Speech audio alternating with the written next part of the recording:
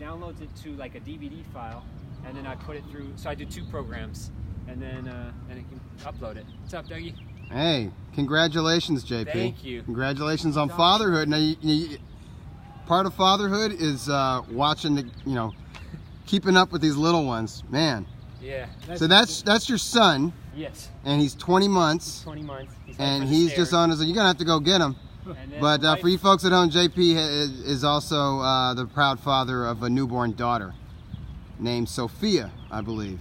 Yeah. Is that right? Oh man! See, Sophia. This is probably our only appearance of Tom Loeffler. Here we go. Is on your T-shirt. I love that. That's my favorite all-time shirt. As Steve Kim says, calm Loeffler. Calm Loeffler is bad today. Dave, you were there last night at StubHub Center to witness Triple G knock out Vanes Martirosyan in 2 rounds. And Samir, you were there as well? Yeah. And during fight week, you were shadowing Triple G. Yeah, for a little bit, yeah. And helping with the translation. Yep, Power 106, CNN, and ESPN. Power 106, did you say CNN? CNN and ESPN. Yeah. And ESPN? Yeah. So CNN, what was the program on CNN that had, was it like, who was interviewing? It was an interview. It was like a satellite interview. I see. That's pretty good. Yeah. Did you do anything with the press conference, like before the press conference? Or? I had to join work again. Okay, all right. That's pretty cool, though. But it would be cool, yeah. Yeah. So how do you like doing this, Samir? Oh, it's amazing. It's definitely... Triple G is the best, yes. He's like the number we agree one with you, King. guy in your country. Oh, yeah, definitely. There was a great photo of you guys at Power 106. Oh, yeah. Yeah. It was a bit like, my friends, like 5 minutes later, they sent that picture to me, and I'm like, who took that picture? Like, where did this come from? Like, but yeah, that's very cool. Ryan Scalia says, JP at the track the day after his kid is born. Hey, Legends. Hey, yeah, Ryan. we weren't expecting JP, I'll be honest with you. I told you Joe Joyce was going to destroy Lenroy Thomas. You knew it too. Hey, is Joe Joyce 32 years old? I don't know how old he is, but Ryan, is the king of everything amateur boxing. He knows every amateur boxer in the world. Yeah. And everybody's down on Joe Joyce. He signed with Richard Schaefer. He's a little raw in there, but That's he's got power. Yeah. He's got a lot of power, and I'll tell you why he's going to beat a lot of guys. Work rate. Okay. And he just overwhelmed this guy, so he's now the Commonwealth champion. Thanks, Samir. He's now the Commonwealth champion. He won in 2 rounds yesterday. And that was like his 4th pro bout? I think it's his 5th pro bout. 5th pro bout, I see. So he was. Ryan says he's 32. Yeah, he's 32 years old. So they got to move fast on him. They gave the gold medal to Tony Yoka out of France. Right.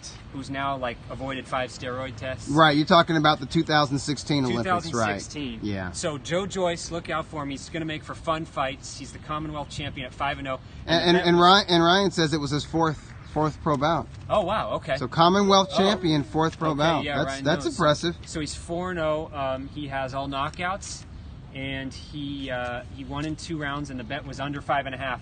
But I told Tom I always got to own up to my losses. I actually lost money on Gennadi's fight last night. How so? I overthought the bet. What I did is I took Golovkin to stop him anytime after 4. Oh. And Triple G got rid of him.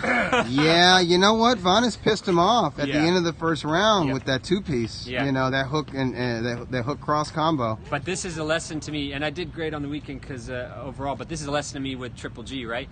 Never take the over in a Triple G fight because he has the ability to get anyone out of there. Yeah, well, particularly if you fight him with some balls, and Vanes did that. Yeah, Vanes fought him with some balls. And Vanes was kind of defiant, like just in taking the punches, because there was that massive uppercut. Yeah, that was, And while he was against the ropes, and he stood up to it, and so Triple G just teed off with this assortment of power shots. Yeah, once that 2nd round started going, I said, "Oh, this bet's gonna lose." Yeah, well. But if I'm ever gonna lose, I want to lose. And how about Cecilia Brecus and Kylie Reese? Really good fight. You were actually advising some people to bet the underdog. Shot with Reese. Yeah, she was like a 25-1 underdog. Okay. And, she put up a great fight. I thought Cecilia was a deserved winner, but she really had to dig deep. She banked early rounds and was really starting to go on fumes there at the end. And credit to Reese. But I'd like to see a rematch. And I thought Cecilia handled the crowd real well. She's a real classy lady. Yes. I love Cecilia as a fighter. That was a tough fight, though. That was a really tough fight. It was. It was. Good fight. Absolutely. It was a great fight. Great fights all weekend. The event was great. I wish I could have been there. Dave, how was the event live? It was perfect. Coach. Yeah. By the time Triple G came out, it was live. Yeah. And they walked him around. No, like they did. Triple G goes all the way around a couple times. It's a very special live experience, and Samir, that was a first for you. That was the first time I attended, and yeah, that was amazing. The energy, like everyone was just going nuts. Everyone was like against the, the fence just to see him, just to see his face. Yeah. That's how bad the fans just want to connect to the guy. But he needed it too. Yeah. For Triple G, this was a huge man, and for Abel also. Yes. For the whole team, it was a huge psychological win. And that Tom Loeffler put this fight together. Yeah. What a long shot that was. Against all odds. Everyone was a lot of forces against this fight happening on May 5th. Stop that from happening. Yeah. So what I would do, I would just forget about Canelo. I mean, that's not going to happen. I heard Oscar on TV on the ESPN fight saying he was uncertain. He's talking about that Triple G's afraid of Canelo. Right. That Canelo knocked the crap out of him the last 3 rounds. Hey, let him say it. It's cool. Go. Triple G's got a lot of options, and it's more than just money. I mean, that's a huge money fight, but Triple G has a lot of pride. Yeah. And that everyone's sort of like, this was Triple G's fault that this fight didn't happen. Let's just forget anything happened. Let's start from scratch. Yeah. If Canelo wants to fight him, let him fight him. Mm-hmm. But really what he wants to do is he wants to drag this along, and I don't blame him. Here's a fan who says Billy Joe Saunders next. See, and that's one of the options. That's one of the options. But and then another fan says Vanes was as bad as Wade.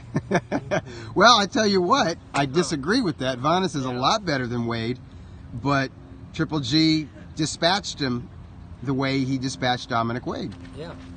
And that's saying something, because Martirosyan is a 2004 Olympian. He was on the U.S. squad, and he's never been stopped as a professional. I don't believe he was ever stopped as an amateur. And he's never been dominated. And he's way better than Wade. This guy asked me, you like what you've seen with Ryan Martin since linking up with Abel? I do. They're keeping him busy. They are, and I like that. And then somebody says, how about a statement about the ring middleweight title situation, Dougie? Statement coming. Sorry, Dougie. Actually, you're correct. Vanes did good in round 1. LOL. He did do. I scored the first round for Martirosyan. So there you go. He was ahead. He was ahead on the scorecards at the time of the stoppage. There you go. I would have Triple on my very unofficial scorecard. I gave Vanes the first round. Yeah, too. Why not? Sure. And there's an interview on the internet. I think it's on. I can't remember what site it's on, but it's an interview with Vanes after the fight. Yeah. What a classy guy. Yeah, he is. He handled it well. Classy, spoke well. Yeah. And it's way better to go out like that than take a 12-round beating. I agree. I mean, so. Hey, listen, his face was not marked up. He sounded just fine. He wasn't neurologically scrambled. Right. Like I said, he came by our table at the Sheridan afterwards. I got a selfie with him. It was great. This guy says, I give Vanes round 1 also. LOL. Is Triple G in decline? Got hit by Vanes a lot in round 1. I don't think he's in decline at all. I mean, and I think the busier he is, if he can fight more than twice a year, I think he'll be sharper. And I think really that was what May 5 was all about for Golovkin, was to showcase for his fans, be accessible for his fans, to be on HBO, not to waste a camp, and to position himself to fight twice more in 2018, which means he comes back. He can come back in September if they can do the Canelo rematch. If not, maybe he can come back before September. Maybe he comes back in August or something, or July even. And then fight in November or December if they can make that fight with the regular WBA belt holder Ryota Murata, and that's a huge fight in Tokyo. And I will definitely travel to that fight if they get that done, because Murata is a star in Tokyo. He's huge. This guy says, I was impressed by Triple G in round whatever.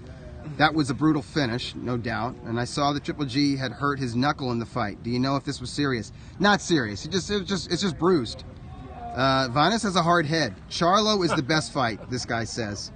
Yeah, that's an excellent matchup. That's a great fight. That can get done. So do you think that they can get that done? Do you think that's on a regular HBO or pay-per-view? They might try to do a pay-per-view, which I think is a mistake. It's a huge mistake. But everybody in boxing wants the money. Triple G should fight Saunders, unify, drop the belts.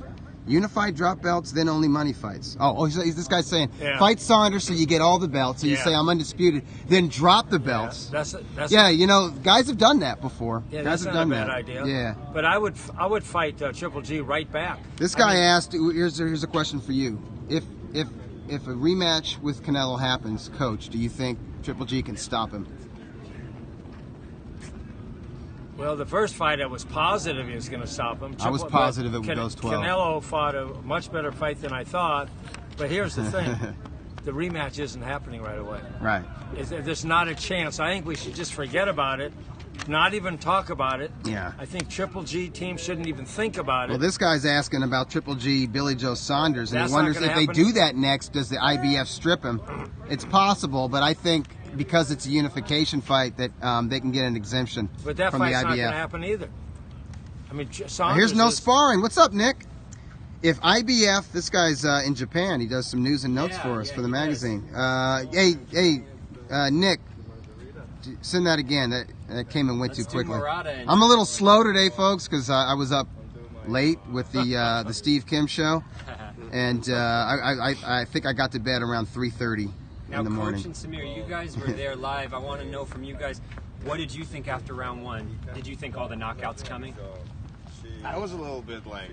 I still thought it was going to go. I still thought it was going to go some rounds. Yeah. Samir and I had talked before the fight. I said 8 rounds. You said 6. So you were Somebody's asking if you can get them that shirt, Coach. You're going to have to start producing Well, those. actually, I've been talking to Amazon. Yeah. We're thinking of coming out with this. So right now we're doing all the copyright situation. Get that handled. Hey, I should be skipping rope, so I'm gonna hand this over to somebody Coach, here. how did Hey, Nick, send that question again. I'm sorry I didn't read that fast enough. For the comments, do you want me guys to just interrupt you and ask those questions? Yeah. Is that okay? Yeah. So how did friend of the program Ryan Martin look last night? Ryan Martin looked really great. good. He looked Very really sharp. good. Very fast. Those were definitely not low blows. They were right on the belt. Thoughts on Hai I thought they Bellew? were borderline. On who? On the Bellew fight.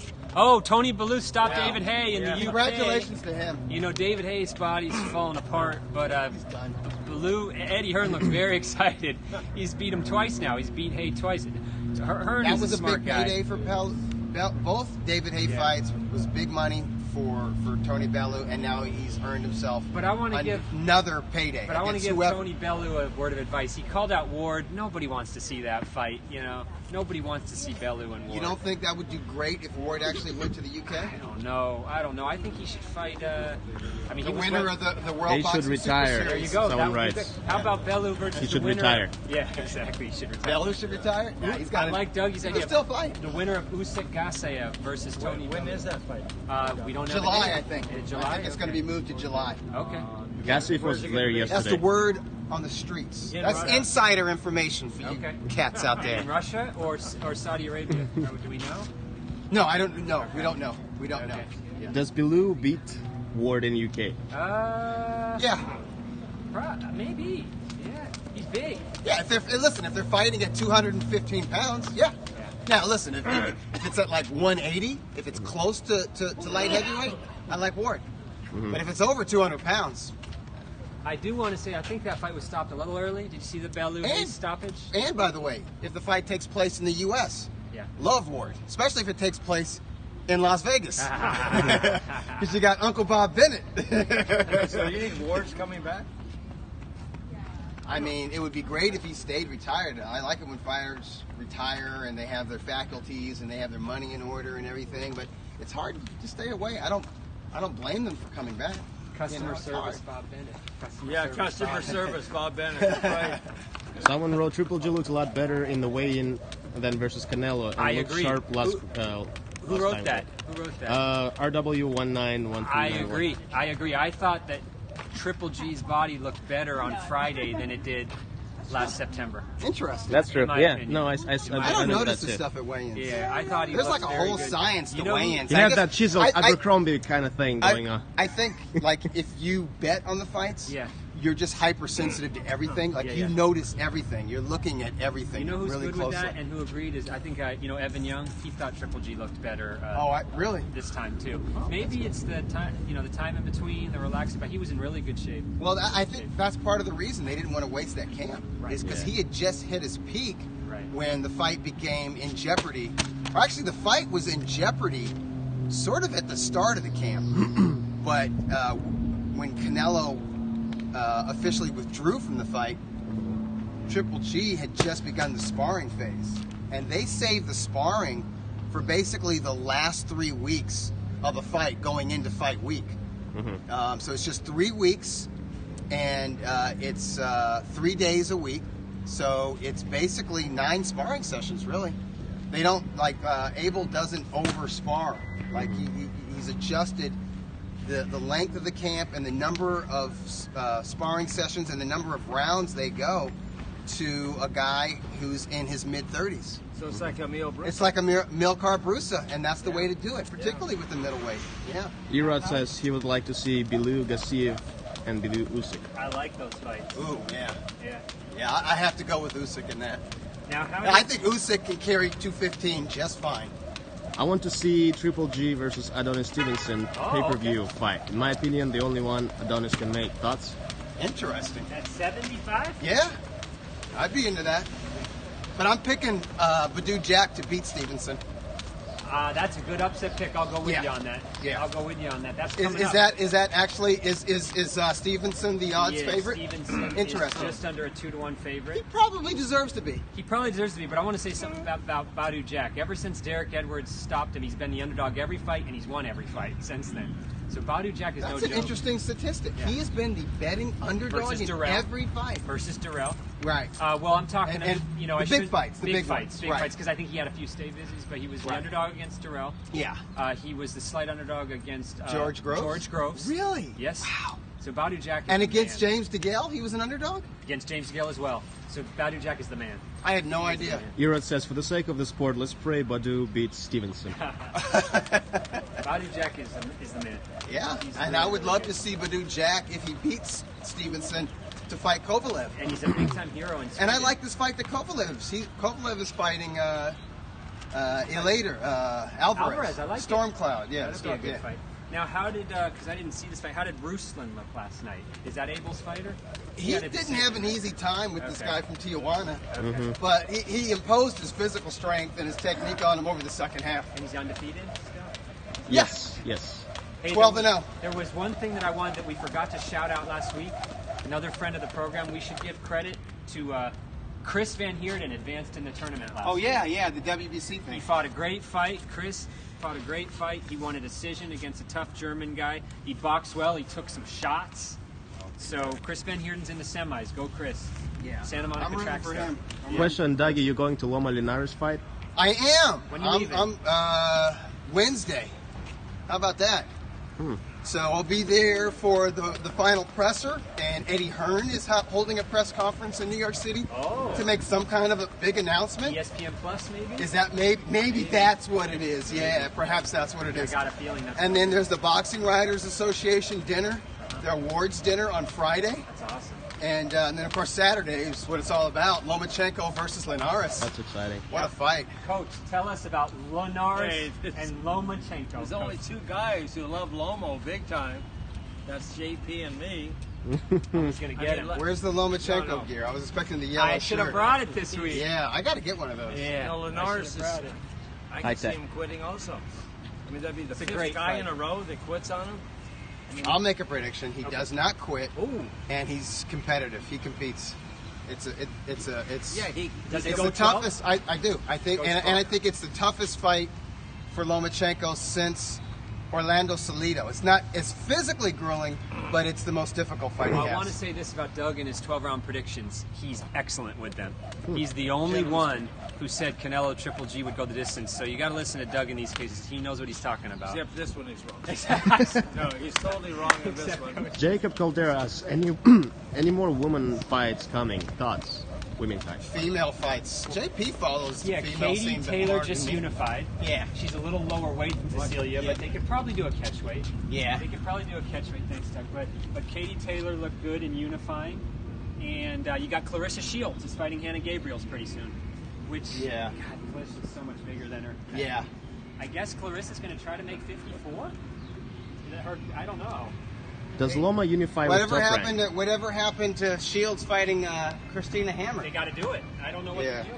Does Loma unify with Top Rank stablemate Beltran if he beats Linares? Probably. That's a natural title defense there, and that would become a unification fight as well. So the real dealio asks who wins James Toney versus Jarrell Miller in an eating contest. Oh, James Toney. Tony kills him. Tony kills him, man. Come on. And Tony beats him at heavyweight. Okay, so do you want to answer Yeah. So Coach has got some questions. So anyway, for me, for us. I can only say you're amazing, Dougie. You know what? I'm just telling you, I'm totally off. I'm going on like 3 hours sleep. Okay, so this one's real easy. May 1st, 1957. Okay, real famous one-punch knockout. Oh, that's easy. Chicago. That's easy. Yeah, that's Sugar Ray Robinson in his rematch with Gene Fulmer. Yeah. So he regains the middleweight title. For what time? Oh, that's a good question. That's interesting. Yeah. So I think this would be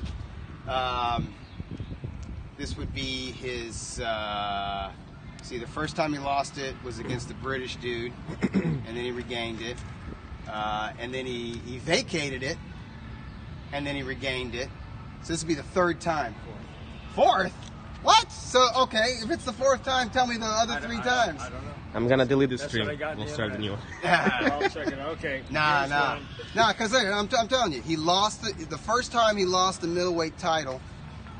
It was the homeboy. It was like totally unexpected. He was doing a European tour. The guy in London. Yeah, the British cat. Man, why can't I think of his name? Anyways, you kids at home, who did he lose to? The first. This is his second loss as a pro. His record was unbelievable. Ask you this one. But he lost to the Brit, and then they had a rematch in America, probably at Madison Square Garden, definitely in New York City, and it was like a hard fight. Right, Ray Robinson was cut, and the fight was in danger of being stopped, and he rallied and he stopped the British guy, and then so he regained it. And so that was the first time he regained it, and then he went up in weight to challenge Joey Maxim, and lost that fight and was really in bad shape afterwards, and retired from boxing for 3 years. So that's at the end of 1952. And then he came back, and then he had a comeback fight, and then he lost to somebody. I think a guy named Tiger Jones. And then he regained the title, I believe, from Bobo Olsen. So that would be the third time. Oh yeah, you're right. So those are 3 times he regained it. Because I was counting like regaining the vacant title or whatever. Yeah. So two things from our fans. You're right. First, Dave, everyone's complimenting your shirt, Coach Dave. Okay, both sides. Yep. I've got one. And second, they say that you and Steve partied way too hard yesterday. Oh, yeah, I guess so, because I'm a little shaky. But it was a lot of fun. At the Sheridan, Ryan Martin came by the table, Vinas Martirosyan came by the table, and at the table, Dan Raphael came by the table, and at the table was Jim Boone, KO Tickets. And Mike Brown was there, and he's the best boxing conversation that I could get. And Joe DeGuardia, the promoter, was there, and it was really nice. It's nice to. Oh, and Andy Vinces, a junior lightweight contender who's promoted by Top Rank, undefeated guy, had a draw in his last fight, and I thought he won it, so I got to tell him that to his face, which is always pretty cool. And he might be returning in July on the undercard of a Jose Ramirez title fight. Thanks for the invite, Doggy. What was that? KVM The Truth says, thanks for the invite, Doug. Oh, okay. The invite? Everyone's always invited. And the same thing for the track. Everyone's invited right here. You can wake your ass up and get out here. It's not easy, though. Hey, so we're speaking to Sugar Ray Robinson. Yeah.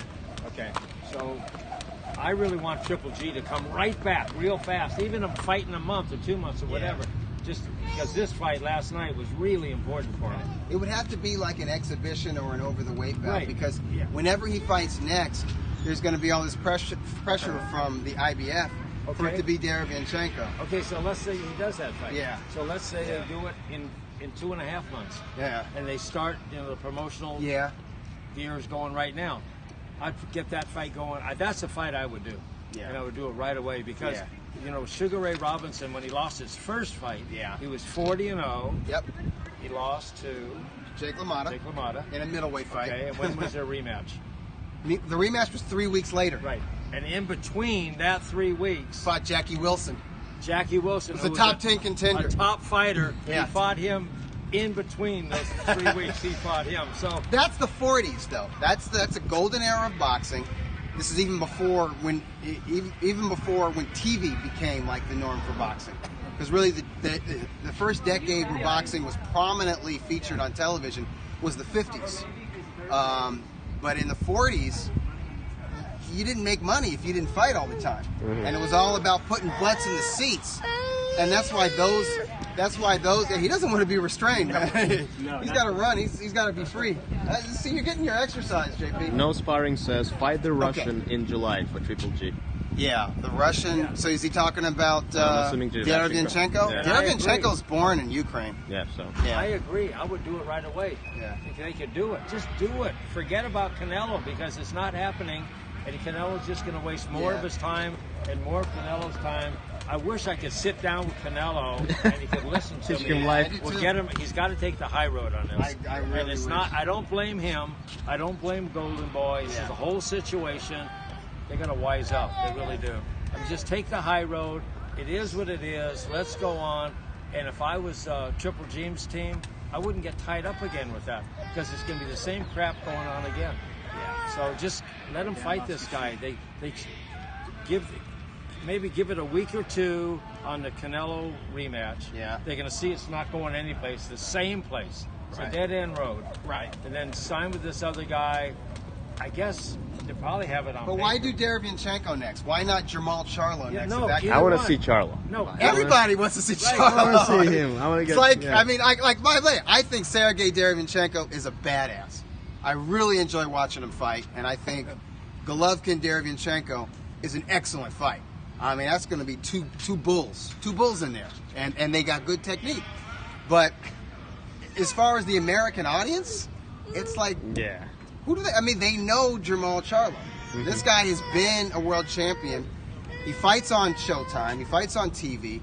He's explosive, and he can actually talk. He can actually promote the fight. He's actually going to say something. No, I would do. And he's from Houston. Yeah. You could do that fight in Houston.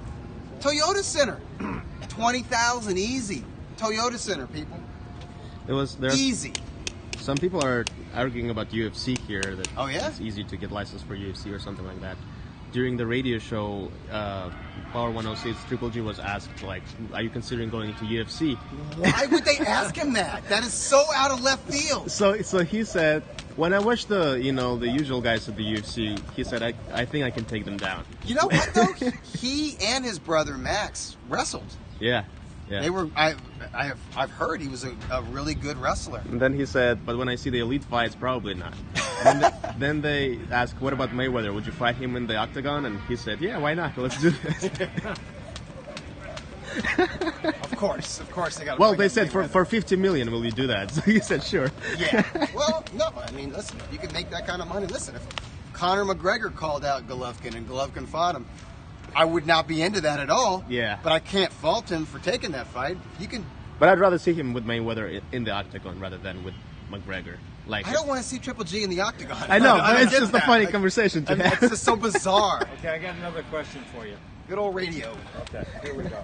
All right. Okay, May 2nd, 2009. You were there, Las Vegas, KO2. Oh. 2009. The guy that lost got very depressed after. Oh, sure. It's fight. got to be Manny Pacquiao's one-hitter quitter against Ricky Hatton. That was brutal. I was scary. Yeah. I thought he was His wife seriously was injured. Yeah. And that weigh-in is one of the top 5 intense boxing events I've ever attended. How so? It was so loud you couldn't hear yourself think. It was so loud between Hatton's diehard fans from Manchester, England, and the Filipinos supporting Manny Pacquiao. You could have gone in there and just screamed to the top of your lungs, and nobody would hear you. Like, you could have said anything, nobody could hear you. It was crazy. But it was great. I mean, that's what boxing was all about. It reminded me. It was every bit as intense as the weigh-in before Nassim Hamed fought Marco Antonio Barrera, when you had the British fans, most of which I think were from Sheffield, and the Mexican fans coming out for Barrera. Okay, I have another That was one awesome. Here. May 3rd, 1996, at the Arrowhead Pond in Anaheim. 1996. 1996. This is right when I started writing about boxing. Right around that time. It was KO1. KO1. What weight class? This guy wins the super lightweight title. Super lightweight title with a first round stoppage. Oh wait, no, I'm sorry. Wait, I don't know what's weight now. No, it wasn't super lightweight. It wins the IBF flyweight title. Oh, Mark Too Sharp Johnson Right. stopped a guy from Colombia. Yeah. What was that guy's name? Jeez. Okay, Was it Tejedor? Francisco exactly. Tejedor? Exactly. That guy went the distance with Danny Romero. He did. Real good fighter, yeah. He fought Danny Romero. Yeah. For you, Coach, question. Also, it's KVM The Truth says Pac was on the juice. We all know that. Period. Do we know that? I don't know. I want a Gary Russell Jr. Loma rematch. What about you, Coach? I want Lomo against anyone.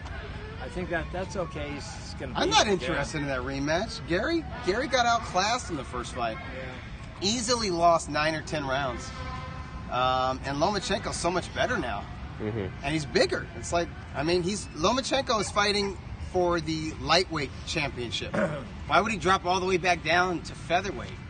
I think Russell has his hands full with Joseph Diaz Jr. I really do. I think that's a 50-50 fight. Yeah. When is that fight? May 19th. Wow. Yeah, it's coming up.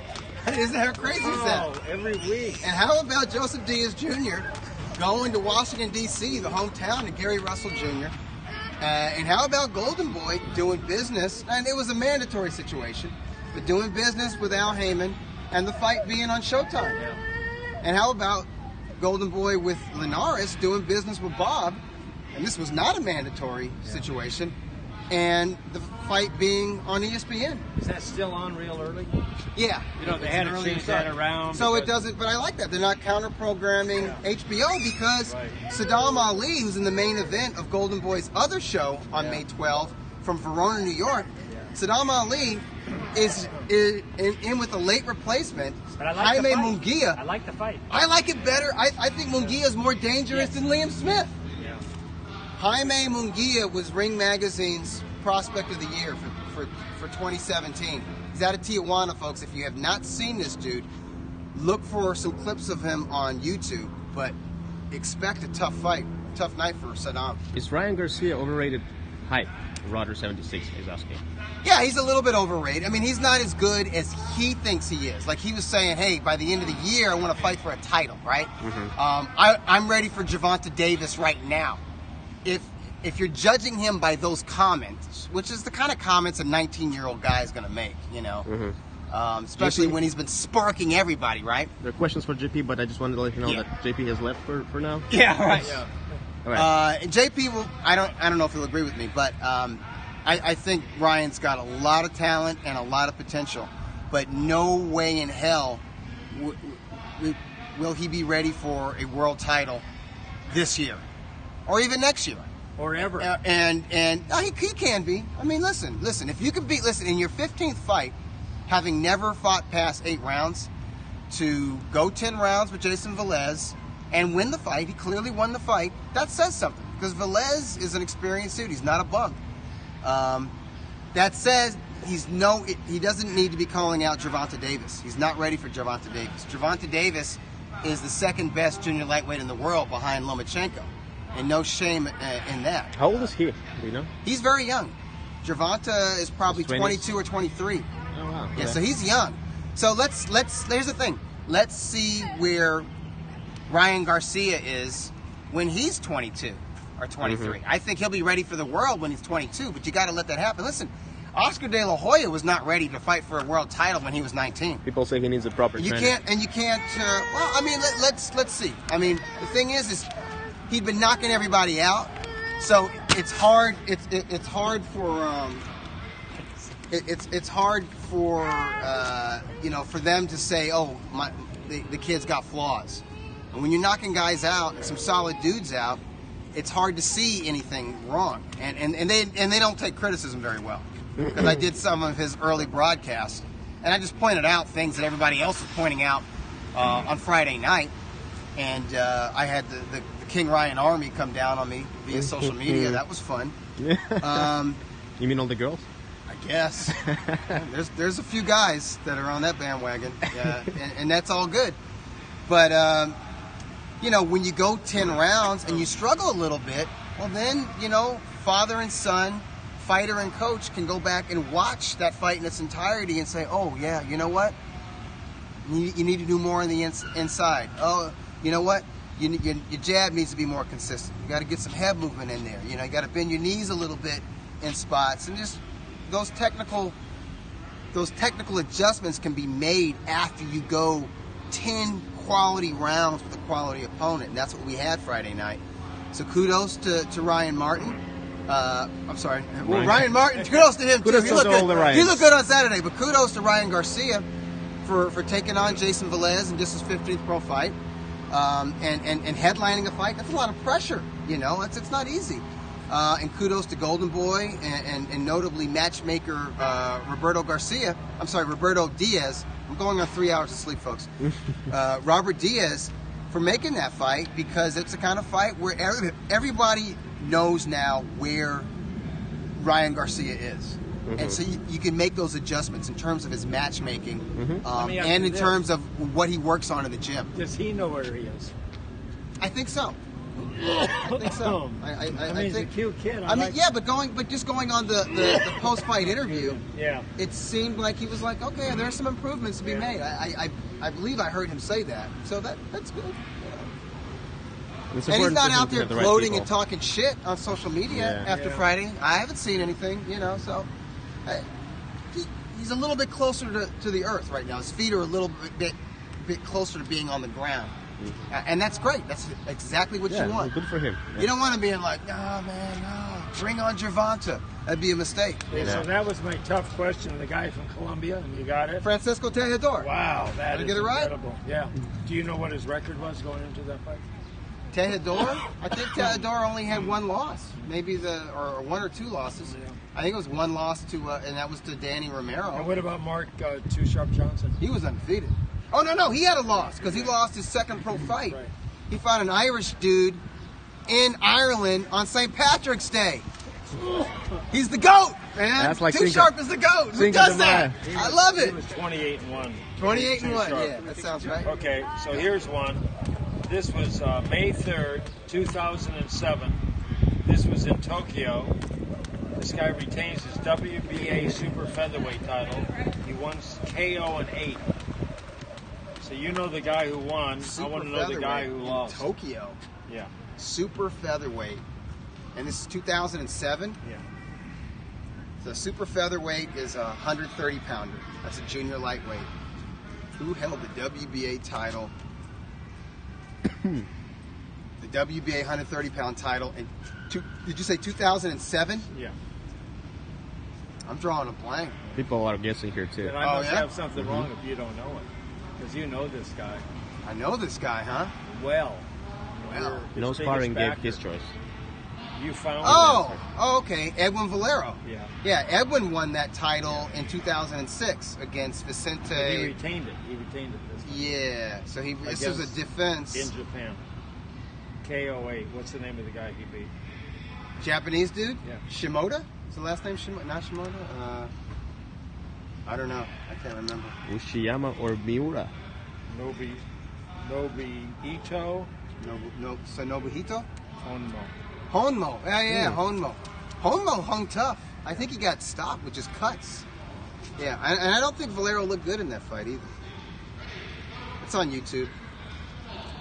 Okay, I'll give you this one. This is just too easy. Also, This was May 3rd, 2008. May 3rd, 2008. Yeah, the only fight ever at the StubHub Stadium. Oh, that's Oscar De La Hoya against Stevie Forbes. Right. And that's the reason I picked Pacquiao off that fight. I mean, Stevie Forbes. You and Steve beat up. So, well, the thing is, Oscar, like, after the fight, he's giving his post-fight interview, and then I'm looking at video of the post-fight press conference, and it looked like he got attacked by a swarm of bees. Yeah. Whoa. Yeah. So Rudder76 is asking, would anyone besides me be interested in Andrade versus Billy Joe Saunders? It's just you. It's just you, man. That don't work out, man. You got these two tall, rangy southpaws sitting here. I don't know, man. That would be... I guess if you're like a purist, that's like you're in heaven on that one. But which fight is that? You know, guys like Demetrius Andrade, guys like Demetrius Andrade, or like even Arislandi Lara, who I have a lot of respect for. I need to see them in with pressure fighters. I think that's when they're interesting. But when they're in against a fellow boxer, it just don't work out. And Vanes Martirosyan, this is a good example. Martirosyan is really at his essence a boxer. He's up on his toes and he's looking to counterpunch. That's him at his best. That's his real ring identity. And he's got a lot of heart, and sometimes he comes out and fights hard. But when you matched up Martirosyan with Andrade and with Arislandi Lara, they just weren't interesting fights, you know, because you got the southpaw who's looking to stick and move, and you got a guy who's balancing in place, looking to counterpunch it. And so there may be some intensity, but there's not enough action for me. Hey, Doug, question from me. What's next for Martirosyan? Where does he go from here? He goes back to junior middleweight, and I think he knows how to fight. He didn't take a beating against Golovkin, and I think he can try to target a notable junior middleweight. How about the guy that Danny Jacobs just fought? Yeah, he was supposed to fight that guy. Sulecki. That would be a good fight. Yeah, because Sulecki looked really good. And now everyone knows who both guys are. Exactly. That's a good fight. Hey, but you got to watch this interview that Vanes did after the fight. What a classic guy he is. Yeah. He was good. He was really good. Okay, so I have another question here, Dougie. Okay, this fight was May 7th, 1994, in Las Vegas. This guy... Hold on. John Adams Field? Yeah, right next door. Oh, right over there. Yeah. That's that building right there. You just got to go out and around. And then the next block. Just got to play some soccer, right? Okay, so here's the... I'm sorry. Okay, May 7th, 1994 in Las Vegas. Yeah. This guy with the KO1 retains his WBC middleweight title. Two real famous guys. This is 1994? Yeah. 94? Yeah. And it was a first-round knockout? Yeah. And it was, was it Gerald McClellan knocking out Julian Jackson? Yeah. And that was their rematch? Yeah. Wow. Talk about two knockout punches. Jeez. Gerald McClellan. Yeah. And he's in this condition that he's in. And then if you see Julian Jackson today, he looks the same as he did then, only he's just got some gray hairs. Yeah. And he's perfect. He's in perfect health. Okay, here's one. This was May 7th, 2005. May 7, 2005. Where was this fight? Las Vegas. Las Vegas. Okay. KO10. KO10. You were there. Oh, is this Diego Corrales and that amazing effort against Jose Luis Castillo, first fight? Wow, I was there. I think Dan Raphael and I and Tim Smith, who's now the head PR guy for Al Heyman in the PBC, we were Showtime's press row judges, press row scorers. Oh. Yeah. Interesting. Yeah.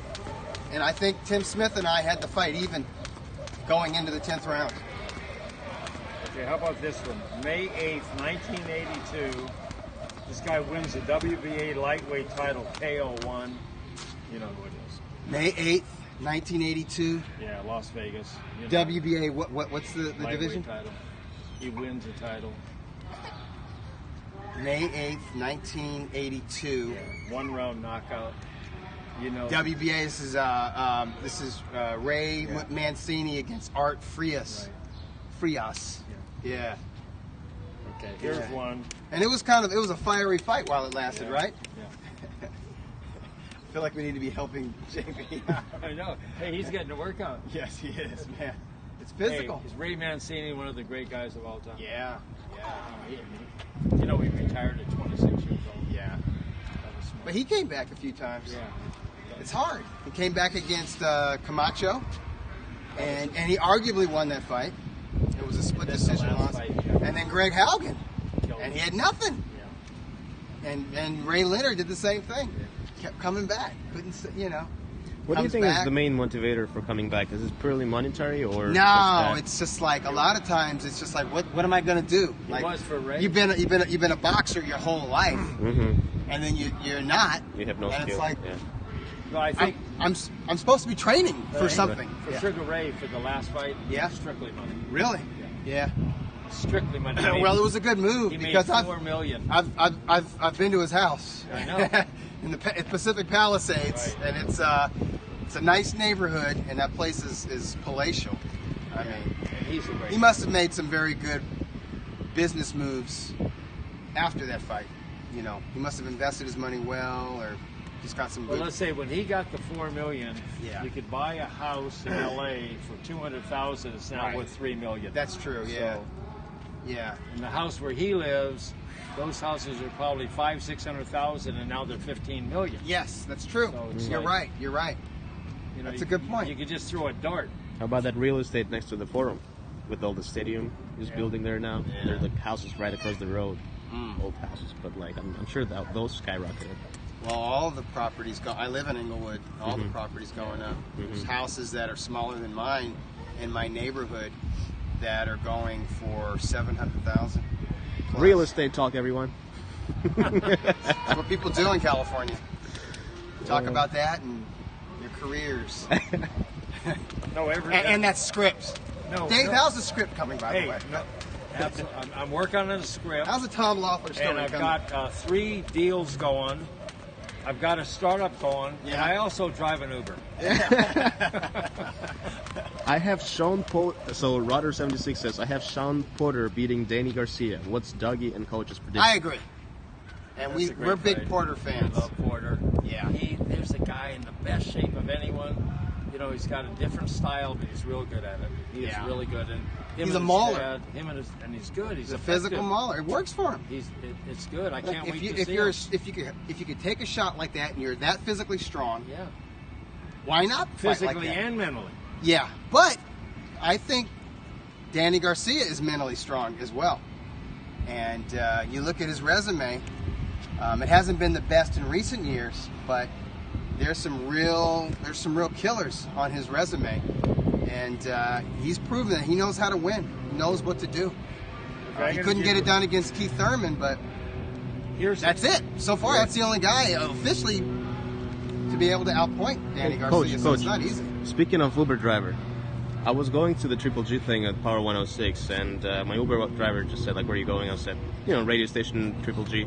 Oh, he's like, I used to box. So he boxed Vladimir Klitschko. His name is Carlos Monroe. So that was Vladimir Klitschko's first U.S. fight. Wow. Yeah. So I got to look that up on BoxRec. Carlos Monroe. Carlos and Monroe. I texted Tom Loeffler. He's like, yeah, I remember him. But like of all Small days, world. Of all days, yeah. It's Yeah. like, but yeah, he had a lot of respect for Triple G as well. Okay, I got but- one here. May 8th, 1990, in Las Vegas, this guy retains his WBA Cruiserweight title. 2 famous guys. What's the year again? 1990. 1990, and it's a WBA cruiserweight fight. Right, and he retained the title.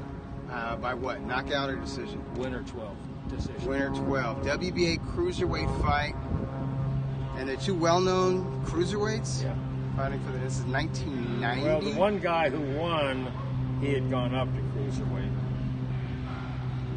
The other guy, See, I'm trying to think of, it's not, Holyfield had already vacated the division because he had unified all 3 titles, and then he moved up like in like 88. So okay, so all the titles are up for grabs, and people want them. And the guy who won is the guy who's coming up in weight. We have an answer. The guy who won, was he a commentator? Yeah. Yeah, Bobby Shez. No, and I think he beat Robert Daniels. No? He might have beaten him, but not in this fight. Guy from Canada. Oh, this wasn't for the title. He already had the title. Yeah, he retained it. Okay, so Shez won the title from Robert Daniels. He defended it against Donnie Lalonde. So they both were coming up. Yeah, those are both light heavyweight title holders. Does somebody there, did they guess the right people? No. No, they didn't? Someone said Holyfield. Holyfield. No. I almost said Holyfield myself, and I was like, oh no, Holyfield was already a heavyweight by 1990. Yeah, that was no sparring. If you remember, a matter of fact, I think Holyfield won the title in 1990, the heavyweight title against Buster Douglas. Mm-hmm. I think. Yeah. Can you drink this one? Sure. Hey, so... Someone asking, was David Haye undisputed at cruiserweight? Yes, he was. A couple of people actually said. Yeah, he was. Well, if he wasn't undisputed, he was at least unified. I think he had 3 of the 4 belts. Okay, here I got one here. May 9th, 1971. 2 real famous guys. This guy retains his middleweight title in Monte Carlo. Oh, okay. Because in the 70s, it's Monzon. Right. And if it's Monte Carlo, it's definitely Monzon. KO3. KO3? He won. Was this the rematch with Nino Benvenuti? Yep. Man, you talk about all-time great middleweights. Yeah. Both those guys. Yeah. Hey, what was Nino Benvenuti's amateur record? Okay, I'll tell you what it was. What was it? 181, 3, and 2 draws. That's good. That's a good guess. It was 120, no losses. 120 wins, no losses, and he wins the Olympic gold medal in Rome.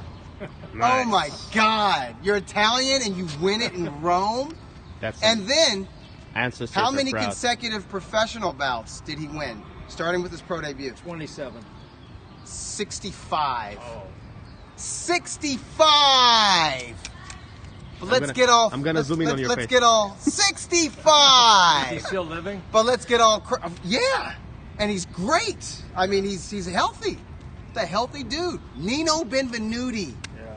65-0 before his first loss, and that was before he fought a trilogy with Emil Griffith, before he fought Dick Tiger, before he fought Monzon, before he fought all these great fights. It's like, it's amazing. Yeah. Okay. But let's go Gaga over 49-0. This one you get easily. Let's be nerds. Okay. Both these guys were undefeated. May 10th, 1991, this guy wins the IBF middleweight title. He was a 20-1 underdog. 1991? Yeah. And what's the title? It was the IBF middleweight title. IBF middleweight title. Huge upset. Huge upset. And this is 1991. Yeah. Where was it? If I give you that. Oh, I'll know it right off? In fact, just saying that, you should get it. I should get it right. It was a huge... Oh, gosh. Oh, yeah, you're right. This is James Toney, 11th round stoppage of Michael Nunn, who I hear is about ready to get out of jail. Have you heard that? Have you boys and girls at home heard following people that Michael Nunn is about ready to get out of the penitentiary? And you know something? He went there for like drug trafficking or something. Did, yeah. Hide your wives, hide your kids. I don't know. Hide your wife. And he could make a comeback. How old is he? The way he fights, yeah, I guarantee he's in great shape. You think? And he's a smart... He's been in jail a long time. That does a lot to you. He's a smart guy. Yeah, he is. Not smart enough, though.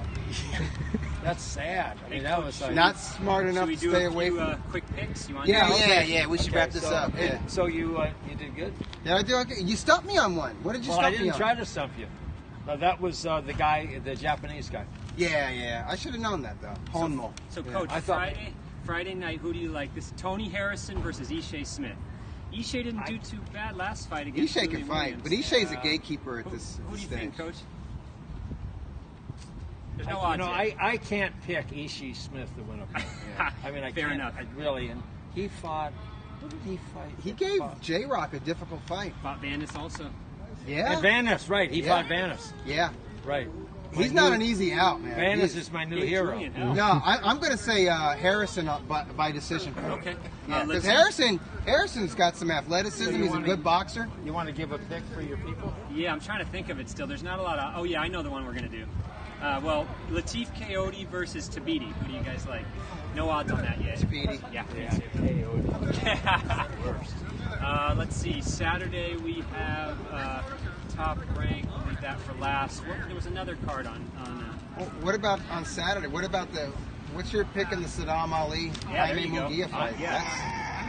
I'm picking against Ali. Yeah, if Munguia is an underdog, I would take that, folks, because Munguia is a monster. Getting tired. Yeah. You're going to get tired too, JP. Yeah, it's all right. Wow, what a workout. So, sorry, I remember Ray Vargas and Hubanesian on the undercard. Oh, that'll be a fun fight. Yeah, Good I got to fight. go with Vargas. He's so tall and rangy. Yeah, he's tough. What do you do He's with won that? me money a few times as a slight favorite because he's good. But I like Azad. I'm a crazy A fan. So tell me how you see the Lomo fight going. Okay, so the Lomo fight, I told Dave years ago, Coach Dave took me to Wild Card, one of the first times I was ever at Wild Card in Hollywood, and I said, Jorge Linares hitting the bag and shadowboxing is the best boxer I've ever seen in my life. He is beautiful to watch, and I'm a big fan of his, but I just think he's been kind of fighting these guys in England and kind of treading water, and he's really good, but I think Loma's the best. So I think Loma's going to stop him in about 10 rounds, and I do think he's going to get him to quit. So maybe cuts. I say it goes the full 12, and I say it's competitive. Okay. I'm thinking like Lomachenko. You have a good read on Linares. Yeah, 116, 112. Well, here's the thing. Linares is motivated for this fight. Yeah. Linares has something to train for, and he's got that spirit and that form right now in camp, and I've heard good things out of camp. And you get to Linares' age and his experience, you're not going to show your best against Mercito Hesta or that dude, Cool Hand Luke Campbell from the UK, who's a good fighter, by the way. You know, difficult to look good against that guy. But with Lomachenko, one thing about Lomachenko, I think defensively speaking, he's the best boxer. Yeah. And he can be defensive while coming forward and letting his hands go, which is beautiful. I love that. That's boxing at its best, in my humble opinion. But I look at his body. He's a featherweight. Oh, man. You gotta show like that. He loves Lomachenko. What are you doing to him? Hey, I'm taking Lomachenko. What are you doing, Leo? Man, he's got the shoulder Okay, width Leo. of You broke his heart. featherweight. Here we broke go. his heart. 3. He wants Loma. 4, Yeah. 5, Get up. 6. 7. I think this is child abuse, 8. JP. Okay, it's over. It's over. It's over. Dina's He not looks like watching. Vanis. Yeah. He's doing his Vanis impression. All right. It's over. You want to say anything about I want to Safe tell you, Drive? Vanis is my new hero. Yeah, mine too. I You gotta know, give a this shirt like guy, but I tell you, all our heroes should be Calm Loeffler. Calm. C-A-L-M. I'm gonna close it on Loeffler's the the man. t-shirt. that. So this is what I would do today, Tom. I'd go He to looks the like a sitcom actor from like the Yeah. late 80s, early 90s. What I would yeah. do is I'd go to have a nice big brunch, then I would go take a nap, then I'd go to the spa, get a really great massage, then I'd take a steam, then I'd go home, I'd watch golf on TV, watch the basketball game, don't take any phone calls, just have a great time. What a job you did, Tom. Unbelievable. And, You made lemonade out of clenbuterol. That ain't easy. No, he did. I mean, And he never lost his temper. Yeah. Loeffler himself Amazing. never went off on Canelo. You know, now Sanchez and Golovkin did, which is all fair in love and war in boxing, but Loeffler never went off on Golden Boy, never went off on Lou DiBella, never went off on the commission, so many promoters during that really crazy 6-week period when the fight was in jeopardy and all this angst was going on. A lot of promoters would have taken to social media or would have just gone off on everybody. And Tom had so much pressure on him. Yeah, and he had to never do this did. fight for Triple G. a But do you lesson. think Tom might have gone home, closed the doors, and broken everything in the house? Maybe. We I don't see that. We no. don't see. We don't think so, Tom. No, I don't think so. Anyway, just It was he got incredible. stressed out a little bit and just said, I'm going to sleep on this and go at it again tomorrow. But his getting stressed out is a little different than most people. Yeah. Anyway, he's got on May 22nd, he has the Avalon going on. Hollywood fight. And I would start working on Triple G's next fight immediately. I mean, I would just forget about Canelo, and Canelo needs to take the high road. Not just Canelo, but all his people around him, everybody. Just suck it in. I mean, assume some responsibility. I mean, that they get pissed off at Triple G for saying what he thinks. I mean, that's that's childish. Yeah. So they just got to just get it together. The rematch is going to happen. I know it's not going to happen in September. I wish they had a line on it. JP, did they have a line on that? I'll let you know if they do. Oh, just sell your house because it's not happening. Anyway, Ring Magazine is doing great. Get the new issue, just came out. Yeah, the digital version of July 2018. Brian Hardy did a great job with that. And the fights last night it was just like magic. It was great. Yeah. That the StubHub Center is so good. Yeah. The parking, the thing, the way everyone Yeah, handles true. it. And then did you look at the football stadium there? No. It's so beautiful. Yeah. You know, the Chargers play there. It only holds 25,000 people. Yeah. What I would do is I'd make that their permanent home and just raise the prices. Right. You know, just charge more and take in. It's so beautiful. It's so nice. You could really watch a game there. I mean, it's so nice. The whole thing was great. Anyway, Tom, thanks so much for last night. It was real. I mean, the job you did. But what a team. I mean, now Triple G must feel like $1 million today. Sure. Abel feels good, and I want Oscar and Golden Boy and Canelo. They should feel good too. Yeah. Just it's all good. It's all good. And the driving thing, I saw Mike Brown was there last night, and we really improved his driving. Good. And his wife thanks us. His son was there, good kid. He thanks us. Yeah. And just got to take the high road, not just in driving, on everything. Be cool. It all works out. And I can't wait for the next Triple G fight. The Triple G gear is out in the stores, Jordan gear. Oh, yeah. So please don't forget to buy it. And you can buy a towel. Get the towel too. Oh, yeah. Here, we'll show it to you. We'll show you the And towel. May 22nd, we'll see everyone. I had a at the towel Avalon. yesterday and someone stole it, like that towel. no. Yeah. Here we have Triple Not G easy. towel. You can buy them. They're only $5. If I worked out harder, I'd be using it. Get my sweat in. Anyway, thanks for watching. Have a great week. Love everybody. Love everything. And we'll see you next week. Lomachenko Oh, number we won't one. see you next week. That's true. Dougie's going to be in New York. Yeah. So. Doug will be seeing Lomachenko number one. Yeah. I'll be watching if you guys do it, though. For sure. Alrighty. I'm stopping.